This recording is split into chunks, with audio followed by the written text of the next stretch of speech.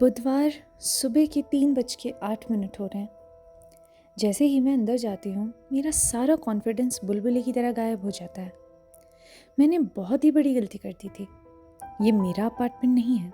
हाँ, लेआउट वैसा ही है पर सजावट पूरी तरह से अलग है। ये अपार्टमेंट आइकिया कैटलॉग के कवर की तरह दिखता है। इसका इंटीरियर पूरी तरह वाइट और थीम नेचर है। यहाँ तक कि किचन में अलमारियाँ भी बिल्कुल नहीं हैं। मेरी पुरानी सागौन की डाइनिंग टेबल, फटा हुआ फारसी गलीचा और रंगीन कारीगर बुक शेल्फ जिसमें मेरी फेवरेट किताबें और मैगजीन्स रखी हुई थी, हर एक चीज़ मिनिमलिस्ट डिज़ाइनर फर्नीचर से बदल दी गई है। मैं वहाँ से माफ़ी मांगकर जाने ही वाली थी कि तभी मुझे अपार्टमेंट की खिड़की में चमकीले रंग के फूलों के बक्से दिखाई दिए। अब ये पहचानने में तो मैं गलती कर ही नहीं सकती थी, क्योंकि ये बक्से मेरे घर में सालों से थे। हो ना हो यही मेरा अपार्टमेंट है। लेकिन अब मेरे दिमाग में सवालों की झड़ी लग गई थी। ये लोग कौन हैं? मेरा सामान कहाँ है? और सबसे ज़रूरी बात कि मैं यहाँ नहीं रहती, ये बात मैं कैसे भूल सकती हूँ? क्यों भूल गई? हालांकि ऐसा हो नहीं सकता कि अभी मैं यहाँ रह ना रही हूँ। शाना कहाँ है? मैंने उस फैमिली से पूछा। कौन? मेरी बिल्ली। अच्छा, वो पिछली सर्दियों में वो एक आंख वाली लाल बिल्ली चुपके से घर में घुस आती थी, इसीलिए हमने उसे शेल्टर होम में दे दिया। तुमने मेरी बिल्ली को मार डाला? अरे हमने उसे मारा नहीं, बस शेल्टर रूम में दिया है। तुम्हें क्या लगता है एक अंधी बिल्ली के साथ वो क्या करेंगे? देखो, उस औरत ने मुझे गुस्से से फोन थमा दिया। हमारे पास तुम्हारी बकवास सुनने का टाइम नहीं है। तुम्हें भले ही कोई काम धंधा ना हो, लेकिन हमें सुबह ऑफिस जाना होता है। हमें सोने की ज़रूरत है, लेकिन तुम हमारी नींद हराम कर रही हो। अपने बॉयफ्रेंड को कॉल करो और फिर नीचे जाकर रोड पर उसका इंतज़ार करो। वो ये सब कुछ कह ही रही थी, लेकिन मेरा ध्यान अपने बेडरूम के आधे खुले दरवाजे पर जाता है और मैं बेडरूम में घुसती हूँ। अरे तुम वहाँ नहीं जा सकती, वो औरत चिल्लाते हुए मेरे पीछे आती है। उस कमरे में उखड़ी हुई बस और कार्टन की छड़ों वाला मॉडर्न प्लेटफॉर्म बेड था, पर यह मेरा नहीं था। ना ही मेटल का फ्लोर लैंप, ना ही दीवार पर रैंडम ज़ेब्रा प्रिंट। मैं बिस्तर के बगल के एक फ़ोटो फ्रेम को उठाती हूँ और इस तस्वीर में हर कोई अजनबी था।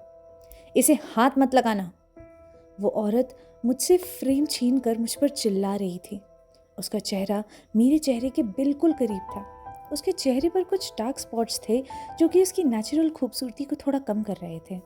उसकी चीख मेरे दिमाग में चल रहे शोर की आवाज़ के नीचे कहीं दब जाती है, पर धीरे धीरे उसकी चीख तेज़ होती जाती है और फिर ऐसा लगता है जैसे कोई गीज़र काउंटर रेडिएशन साइट पर हमला कर रहा हो। मनीष, पुलिस को कॉल करो, वो उस आदमी से कहती है। पुलिस का नाम सुनते ही मेरे दिमाग में मचा शोर अचानक बंद हो जाता है और मुझे एहसास होता है कि इस वक्त पुलिस का सामना मैं नहीं कर सकती, क्योंकि मैं जानती हूँ कि पुलिस मेरी बात नहीं समझेगी। जब मुझे खुद ही को याद नहीं आ रहा कि मेरे साथ क्या हो रहा है, तो फिर मैं पुलिस को क्या समझाऊंगी? रुको, इससे पहले कि वो आदमी पुलिस को कॉल करता, मैंने उसे रोक दिया। मैं जा रही हूँ। मैंने सीढ़ियों की रेलिंग को कसकर पकड़कर रोड तक जाने के लिए अपने पैर उठाए। मेरे पैर लड़खड़ा रहे थे, लेकिन मैं गिर नहीं सकती थी। यहाँ वापस कभी मत आना, वरना पुलिस को बुला लूंगी। मेरे जाते जाते भी वो औरत मुझसे पुलिस की धमकी देकर मुझे वहाँ से भगाने की कोशिश कर रही थी। बिल्डिंग से बाहर निकलते ही मुझे फिर ठंडक का एहसास होने लगता है। जैसे तैसे मैं खुद को ऊपर से नीचे तो ले आई थी, लेकिन अब इंटरकॉम के नीचे की ईंट की दीवार के सहारे झुककर अब बस यही सोच रही हूँ कि जाना कहाँ है। मुझे आधी रात को अपने ही घर से बाहर निकालकर ठंड में फेंक दिया गया है।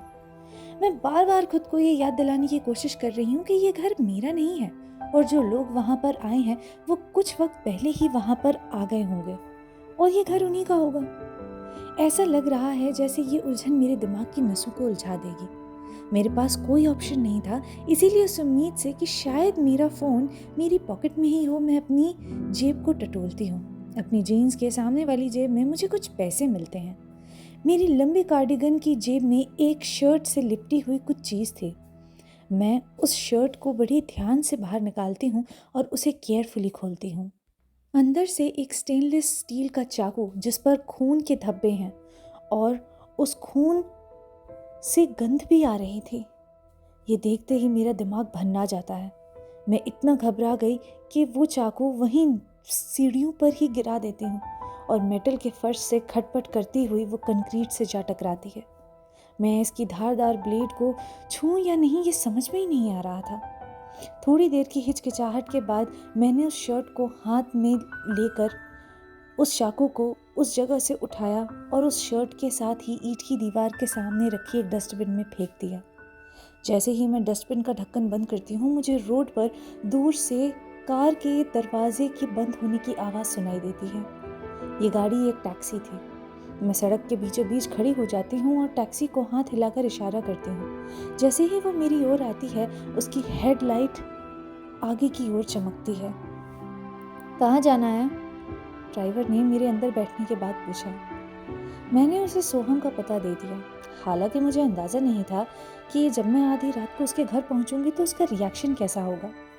हमारे रिश्ते की बाउंड्रीज बिल्कुल क्लियर हैं, जिनमें से एक ये कि हम कभी भी एक दूसरे को बिना कॉल किए मिलने नहीं जाएंगे। हमारे पास एक दूसरे के अपार्टमेंट की चाबियां भी नहीं हैं। मैं खुद को ये सोचकर तसल्ली दे रही हूँ कि सोहम कभी नहीं चाहेगा कि मैं अंधेरे में भटकती रहूँ। मन को मनाने के लिए ख्याल काफ़ी अच्छा है।